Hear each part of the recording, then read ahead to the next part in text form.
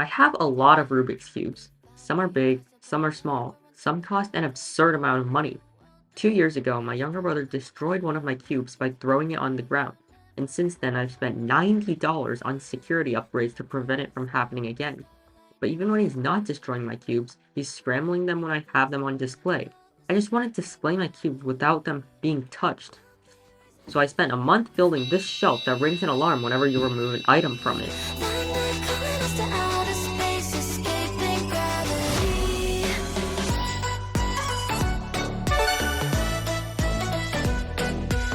This video is sponsored by Justway.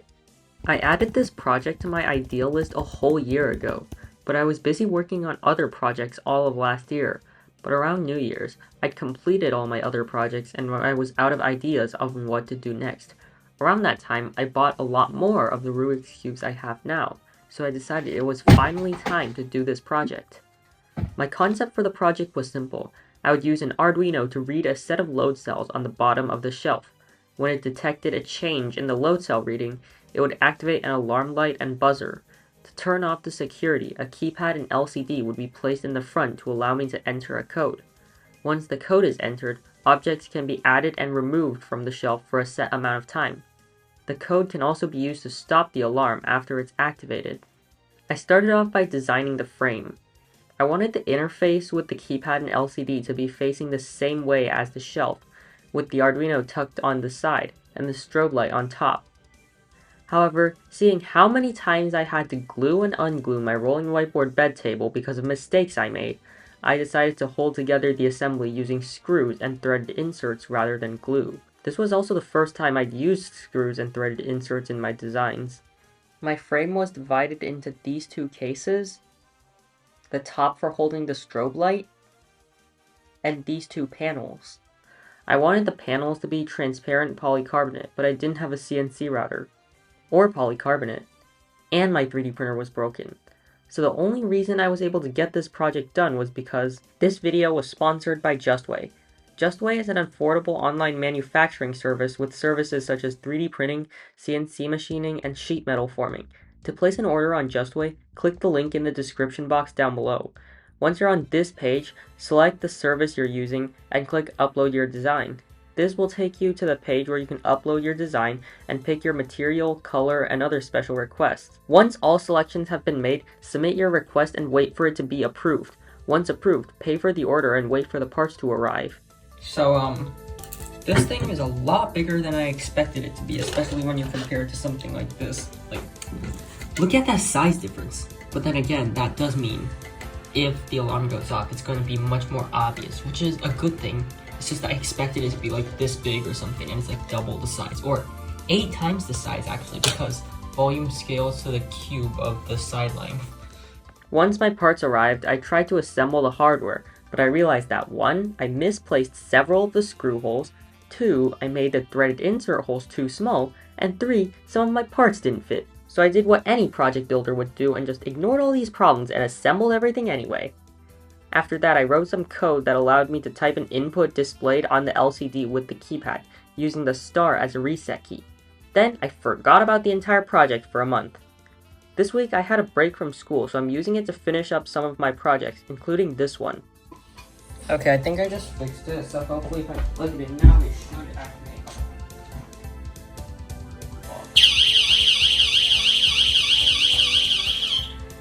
I just spent forever looking through all of this trying to find my transistors, and they were in this box, so I gotta label that now.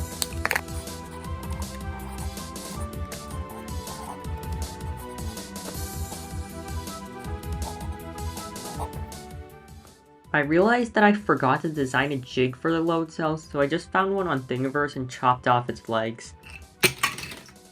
I then assembled the load cells with the HX711 and connected all the wires.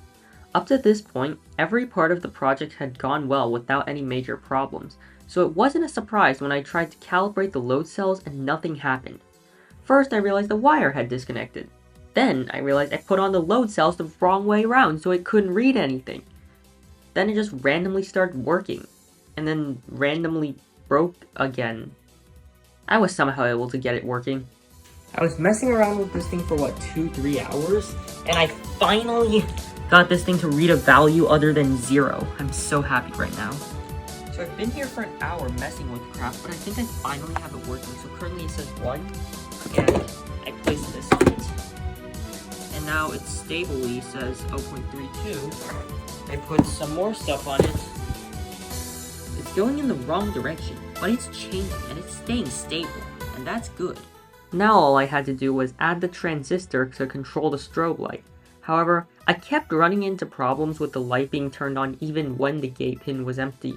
I tried for an entire day to get it to work.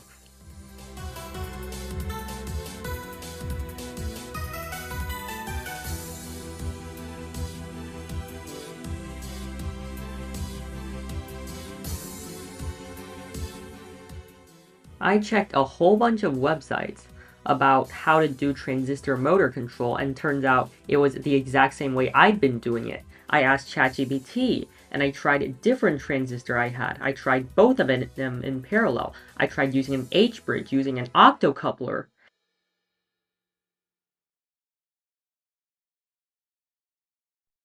I checked the Arduino book even for projects involving transistors. All of them did things the exact same way I did, but the alarm would just keep ringing, even when the power was off. It took me an entire night to realize that it was because there was current being stored, I think, in a capacitor inside of the alarm. The only thing I really could have done was just remove the buzzer inside of the alarm and added my own separate buzzer, which is what I did. So I was screwing around with the circuit of this alarm thing right now, and I've been screwing around with this for all of last night and all of today, and so for some reason this transistor, it couldn't block like all the current or something, or there's something wrong with this thing.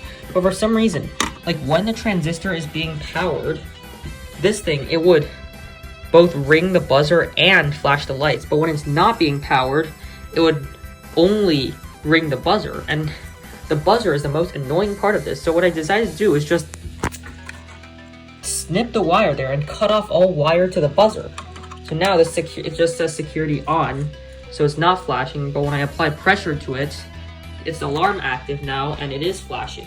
So I think maybe I'll just add some of these little piezo buzzers into my own thing, and that'll be the project. Now all there was left to do is add my cubes onto the shelf.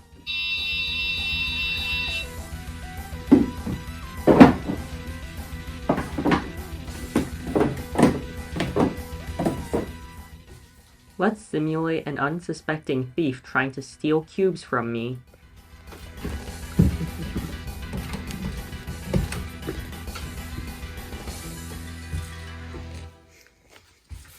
The way I coded my alarm system was, it would immediately start ringing the alarm the instant you removed an object from it. Even if you put it back, it wouldn't stop the alarm to prevent people taking an object and returning an item that's different but has the same mass, and it would continue ringing for an indefinite amount of time until you entered the code to disable it. If you want to build this yourself, I've left links in the description to my Instructables and Hackster pages where I have articles on how to build this project.